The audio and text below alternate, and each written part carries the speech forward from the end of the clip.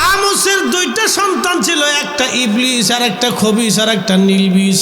নীলবিষ হলো মেঘ, খবিস হলো বেড়া। দুই বেড়া বেডির মধ্যে এই হামুস বিয়ে পড়াই দিয়েছিল আপন ভাই বোন। আপন ভাই বোনের মিলনের মাধ্যমে অবৈধ পন্থায় পৃথিবীতে জিন জাতির মধ্যে একটা সন্তান তৈরি হলো। এই সন্তানটার নাম ছিল ইবলিস। দোষ কোন জায়গা কোন তো? রক্তে রক্তে। দোষটা হলো রক্তে, বিরাট দোষ এসে গেল রক্তে। নবীজি ডেকে বললেন, রে হিম, তুমি কি দুষ্টুমি করার জন্য আসছো? জিনে ডাক দেয় বলে, ইয়া রাসূলুল্লাহি, দুষ্টুমি করার জন্য আসি নাই, কালেমা পড়ে মুসলমান হওয়ার জন্য আসি। চিৎকার মেরে জোরে বলেন আল্লাহু আকবার। আল্লাহ বলেন, ইয়া মা'শারাল জিন্নি ওয়াল ইনস, হে জিনেরা, হে জিন জাতিরা এবং মানব জাতি, তোমরা আমি রব্বে করিম, আমি আল্লাহ, আমি রব, আমি আল্লাহর সীমানার বাহিরে যদি যেতে পারো তো চলে যাও। মনে রাখবে আমি আল্লাহর সালতানাতের বাহিরে যাওয়ার কোনো সুযোগ নাই। কি কথা বলেন ঠিক কিনা? আল্লাহর কথাগুলি যদি ভালো না লাগে, আল্লাহর আইন যদি ভালো না লাগে তো তোমরা চলে যাও। এরপরে আল্লাহ বলেন, ফাবি আইয়ি আলাই রাব্বিকুমা তুকাযিবান।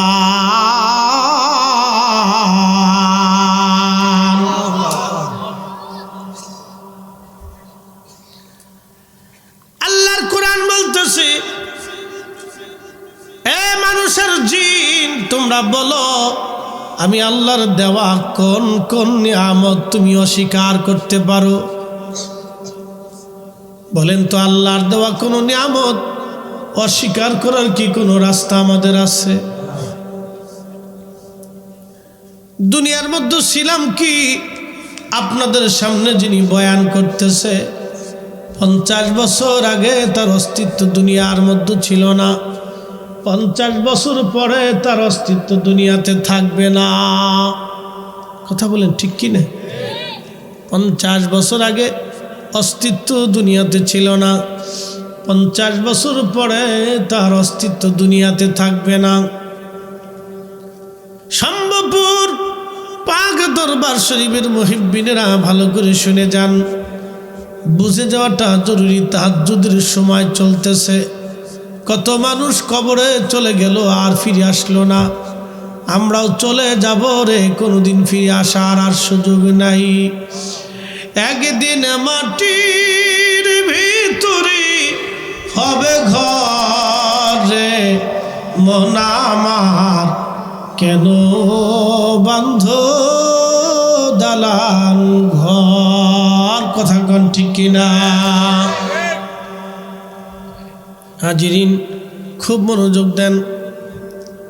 আল্লাহ মায়ের পেটের মধ্যে আমার আর আপনারা রাখলেন।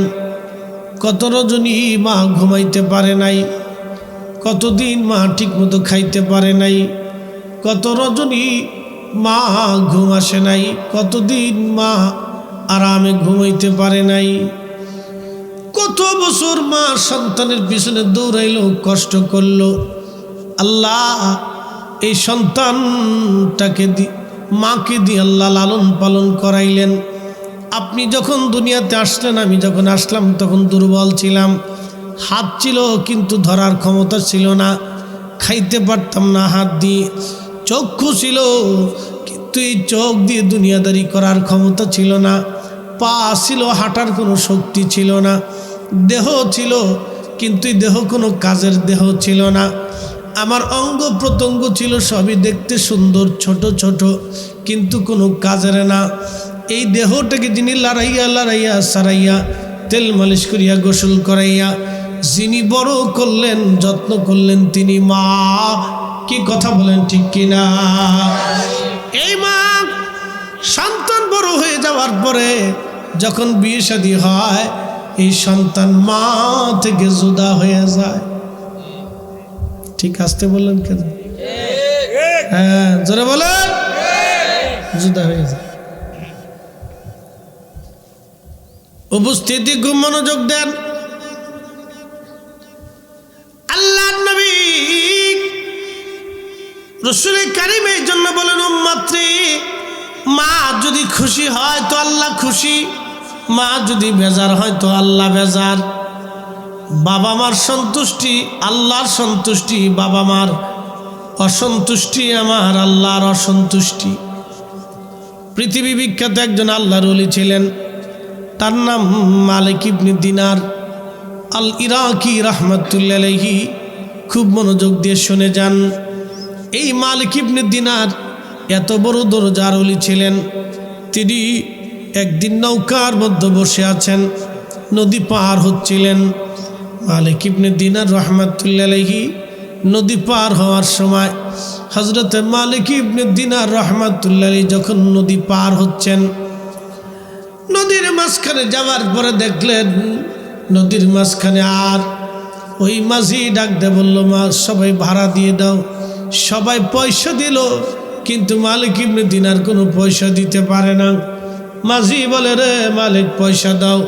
মালিক ইবনে দিনার বলল, দেখো আমি দিনহীন মুসাফির, আল্লাহর পথের প্রতীক, আমার কোনো পয়সা করি নাই। মালিক ইবনে দিনার রাহমাতুল্লাহি আলাইহি পয়সা দিতে পারে না। মাঝি ডাক দে বলল, মালিক রে পয়সা যদি দিতে না পারিস ঘাড় ধাক্কা দিয়ে তোরে আজকে পানির মধ্যে ফেলে দিব। আল্লাহর অলির ইজ্জত আল্লাহর ইজ্জত, আল্লাহর অলির সম্মান আল্লাহর সম্মান। আল্লাহর রাসূল বলেন সহিহ বুখারীর কিতাবুর রিকাকের মধ্যে নবীজি বলেন, মান আদালি ওয়ালিয়ান ফাকাদ আযানতুহু বিল হারব। আমার অলিদের সঙ্গে যারা বিরুদ্ধচারণ করে, আমার অলিদের যারা দুর্নাম করে, আমার মালিক আমার মাওলা আমার আল্লাহ ডাক দে বলতেছেন, আমি রব আমি আল্লাহ তার সাথে যুদ্ধ ঘোষণা করি।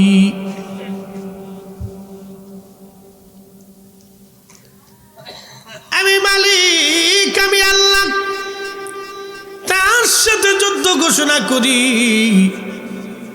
খুবই মনোযোগ দিয়ে কথাগুলি শুনে যান। আহা, আল্লাহ রাসূল আরো বলেন, ওয়া ইনসালানি লাউতিয়ান্নাহু ওয়া লাইস্তাআযানি লাউইজান্নাহু। আমার অলিরা কিছু চাইতে দেরি হয়, আল্লাহর আকাশ থেকে আসতে দেরি হয় না। একসাথে বলবেন আল্লাহু আকবার। খুব মনোযোগ দিয়েন।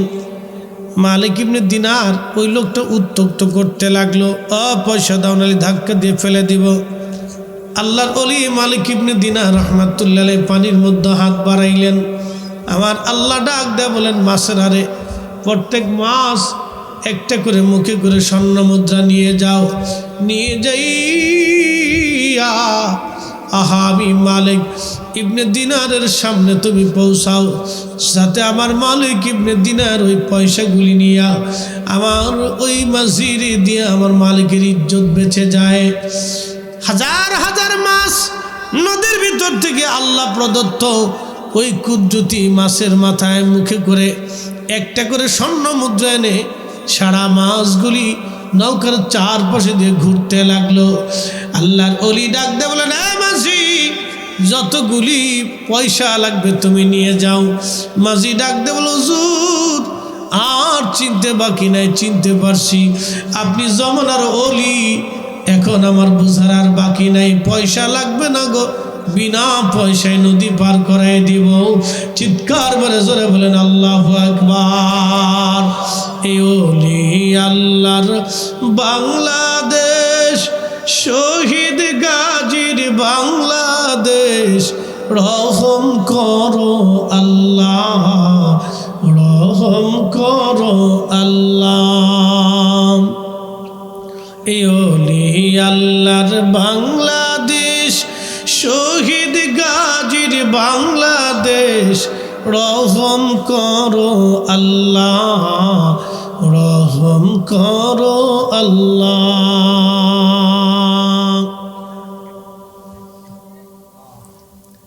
হাজিরিন, এই মালিক ইবনে দিনার রহমাতুল্লাহ আলাইহি মক্কা আসলেন হজ করার জন্য। জীবনী আল্লামা ইমাম আবুল ফারাজ ইবনুল জৌজি 900 বছর আগে ওনার কিতাব উয়ুনুল হাকায়াতের মধ্যে লিখেছেন, হজ করার জন্য তিনি আসছেন। হজ করলেন মালিক ইবনে দিনার। হজ করার পরে আল্লাহর দরবারে দোয়া করলেন, রব এমন তো জানতে পারলাম না কারো হজ হলো কারো হজ হলো না, কারটা কবুল হলো কারটা কবুল হলো না। আল্লাহ আপনি মেহেরবানি করে আমার জানান কারো হজ হলো কারটা হলো না। রাতের আধারে ঘুমে আমার মালিক জানাইলেন, মালিক সবার হজ হইছে কিন্তু একজনের হজ হয় নাই। সবাইরে মাফ করছি কিন্তু একজনকে মাফ করি নাই। সবার মাফ হয়ে গেছে, একজনের মাফ হয় নাই। সবার হজ কবুল হইলো, একজনেরটা হলো না। আজকে আপনারা এখানে বসে আছেন, খুবই মনোযোগ দিয়ে কথা শুনবেন। আমার মালিক কিয়ামতের ময়দানে যদি ডাক দেয়, সবাইরে মাফ করছি কিন্তু ফরিদি হিসাবে মাফ করি নাই, কি সর্বনাশ হয়ে যাবে বলেন তো? কত কঠিন হবে আমার, কত কঠিন হয়ে যাবে আমার আখিরাত। মালিক ইবনে দিনার চিন্তায় পড়ে গেলেন, আল্লাহ কি আমারে মাফ করলো না নাকি? খুব চিন্তায় পড়িয়া মালিক ইবনে দিনার রহমাতুল্লাহ আলাইহি পরের দিন রাত্রিবেলা আবার কান্দে, রব গো মালিক রে, আমারে যদি মাফ না করো আমার মালিক ইবনে দিনারের জিন্দেগি বরবাদ হয়ে যাবে। আল্লাহ মেহেরবানি করে আপনি আমারে মাফ করে দেন। আল্লাহ আল্লাহ বলে ডাকি মাওলা শোনো না, আল্লাহ আল্লাহ বলে ডাকি মাওলা শোনো না, না জানি কই রাশি আমি কি গুনাহ, না জানি কই রাশি আমি কি গুনাহ। গুনার বোঝা মাথায় লইয়া আল্লাহ, গুনার বোঝা বলেন শেষ রাতে তাহাজ্জুদ, আল্লাহ কবুল করুন। আল্লাহ কান্তেছি বলেন গুনার বোঝা মাথায় লইয়া আল্লাহ কান্তেছি, মাফ কইরা দাও মাবুদ মৌলা এলাহি, মাফ কইরা দাও মাবুদ আল্লাহ এলাহি।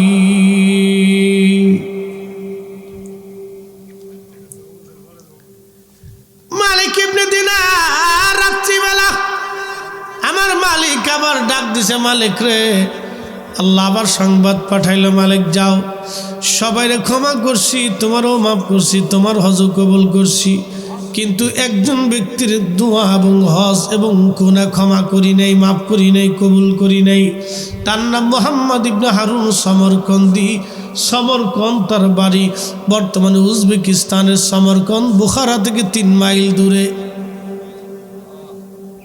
আমার দিকে তাকান, আফগানিস্তান তার পার্শ্ববর্তী দেশের নাম উজবেকিস্তান। এই উজবেকিস্তানের একটা শহর আছে বুখারা। এই বুখারাতে ঘুমিয়েছেন ইমাম বুখারি, ইমাম বাহাউদ্দিন নকশবন্দি বুখারি, বড় বড় আইম্মা ইকরাম। এই বুখারা থেকে 3 মাইল দূরে একটা এলাকার নাম হচ্ছে সমরকন্দ। এই সমরকন্দি তার বাড়ি। তার নাম মুহাম্মদ ইবনে হারুন সমরকন্দি। ইমাম জৌজি লিখতেছেন, হযরত মালিক ইবনে দিনার রহমাতুল্লাহ আলাইহি সকালবেলা ফজরের নামাজ পড়ে মক্কায় বেরোইছে। মক্কায় বেরোইয়া সারা মক্কায় ঘুরে মক্কাবাসীর বলো, মক্কাবাসী তোমরা কি মুহাম্মদ ইবনে হারুন সমরকন্দির চিনো?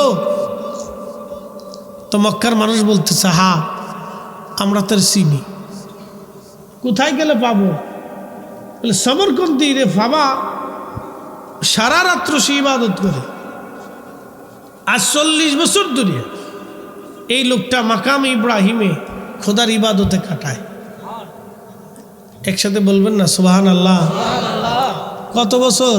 40 বছর। আমি আপনি তো জিমেই গেছি, ঘুমাই পড়ছি, রাত শেষ, ফজরের ওয়াক্ত, খুব দুর্বল, কিন্তু সারা রাত্রি ইবাদত করতেন। 40 বছর শুনে যান আজকে। একসাথে বলেন তো আল্লাহু আকবার। না না হয় না, আরো জোরে নারে তাকবীর, নারে রিসালাত। শোনেন, 40 বছর ধরে সমরকন্দি নামাজ পড়ে মাকামে ইব্রাহিমে, 40 বছরে একটা না। লোকেরা বলল হুজুর 40 বছর ধরে সে মাকামে ইব্রাহিমে নামাজ পড়ে এবং 40 বছর ধরে রোজা রাখে, 40 বছর ধরে সে রোজা রাখে, 40 বছর ধরে মাকাম ইব্রাহিমে নামাজ পড়ে, 40 বছর ধরে সে আল্লাহর ইবাদতে কাটায়। মালিক ইবনে দিনারের মনে আবার চিন্তা, হায় হায় 40 বছর ধরে একটা লোক মাকাম ইব্রাহিমে নামাজ পড়লো, অথচ আমার আল্লাহ তার হজ কবুল করে নাই, আমার মালিক আমার মওলা তার দোয়া কবুল করে নেই। লোকটাকে দেখার তো দরকার। লোকেরা বলো কোন জায়গায় গেলে সমরকন্দিরে পাওয়া যাবে? লোকেরা বলল হুজুর এই সমরকন্দিরে যদি আপনি পান তাহলে পেতে পারেন মক্কার বিরান ভূমিতে একটা গাছ আছে, এই গাছের নিচে 24 ঘন্টা এই গাছের নিচে সারাদিন আল্লাহর ইবাদতে ছায়ার মধ্যে কাটায়, ইবাদত করে। মুহাম্মদ ইবনে হারুন সমরকন্দিরে পাওয়ার জন্য মালিক ইবনে দিনার চলে গেলেন।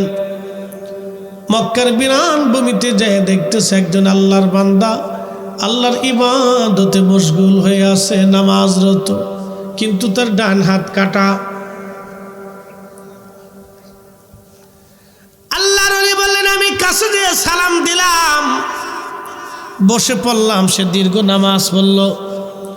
নামাজ শেষ করার পরে সে আমি দিকে তাকায় বলতেছে হুজুর আপনার পরিচয় কি? আমি বললাম আমার নাম মালিক ইবনে দিনার আল ইরাকি আল বসরি, আমার বাড়ি ইরাকে, আমার নাম মালিক ইবনে দিনার। বলে হুজুর আমি আপনার পরিচয় শুনছি, আপনি মস্ত বড় বুজুর্গ এবং অনেক বড় জাহিদ আবেদ আল্লাহর ওলি।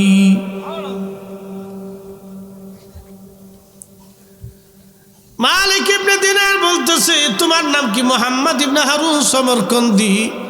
ডাক দে কহ আমার নাম মুহাম্মদ ইবনে হারুন সমরকন্দি। বলে আল্লাহর বান্দা তোমার একটা সংবাদ দেওয়ার জন্য আসছি। বলে কি সংবাদ হুজুর বলেন? বলে আল্লাহর বান্দারে সবার জীবনের গুনাহ মাফ হইছে, এই বছর সবার হজ কবুল হইছে, কিন্তু তোমার হজ আল্লাহ কবুল করে নাই, তোমার জীবনের গুনাহ আল্লাহ মাফ করে নাই। কি বুঝলেন? সব শেষ।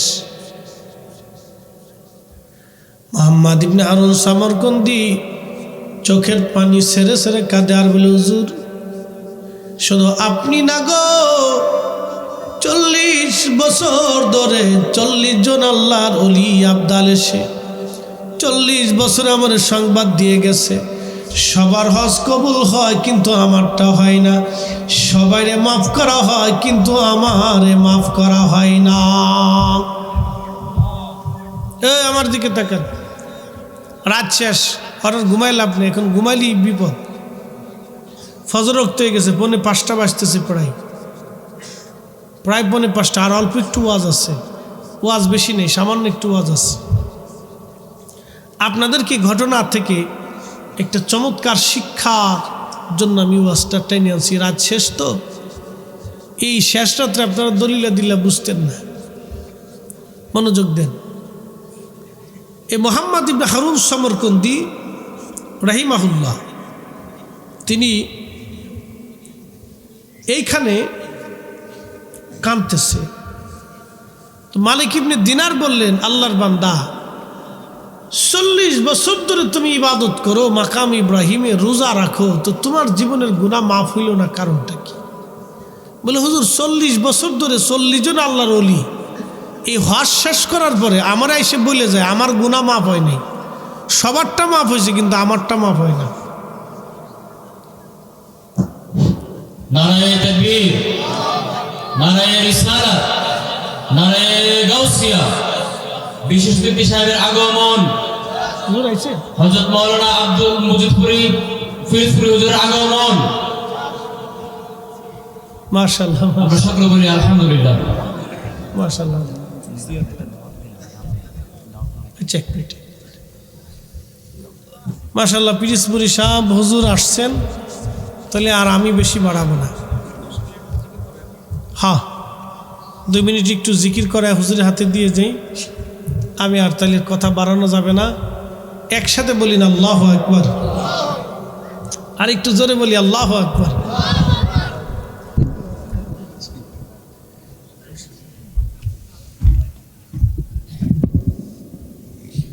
আমাদের পিরিজপুরি হুজুর আসছেন, অত্যন্ত জাকিদ আলিম, আমরা বলি না মারহাবা। এই রাত গভীর, ফজর রক্ত, তাহলে আমি আর কথা বাড়াবো না। আমি ইমাম আবুল ফরাজ ইবনুল জৌজির কিতাব থেকে যে ঘটনা টানছিলাম এটা অনেক লম্বা। আমি ভাবছিলাম হয়তো শেষ পর্যন্ত আমার ধরতেই ফজর পর্যন্ত, এই জন্য লম্বা একটা কাসাস ধরছিলাম, একটা শিক্ষণীয় কাসাস। যাক না, শেষ হবে না, অনেক লম্বা।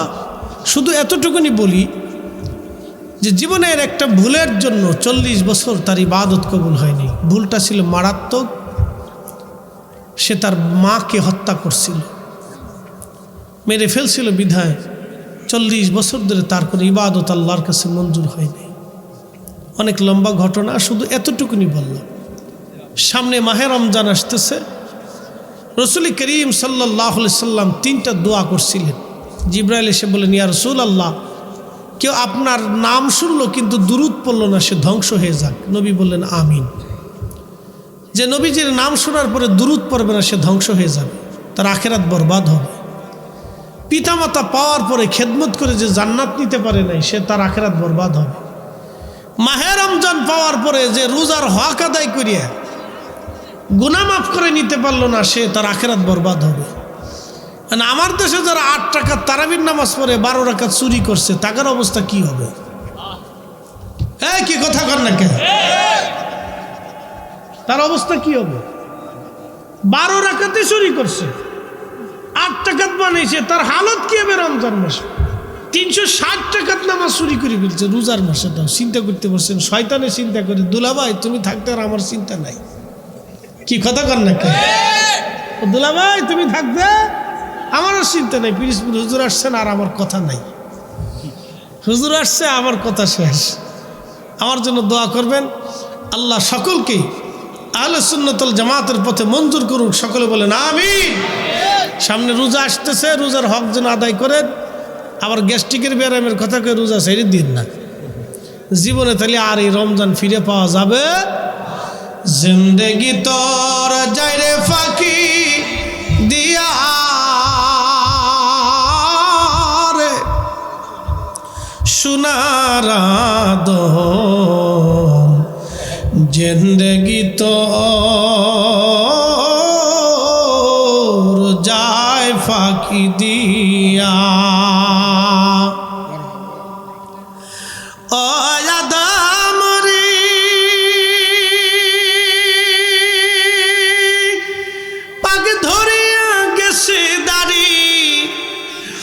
দন্তবাসে গোটা চারি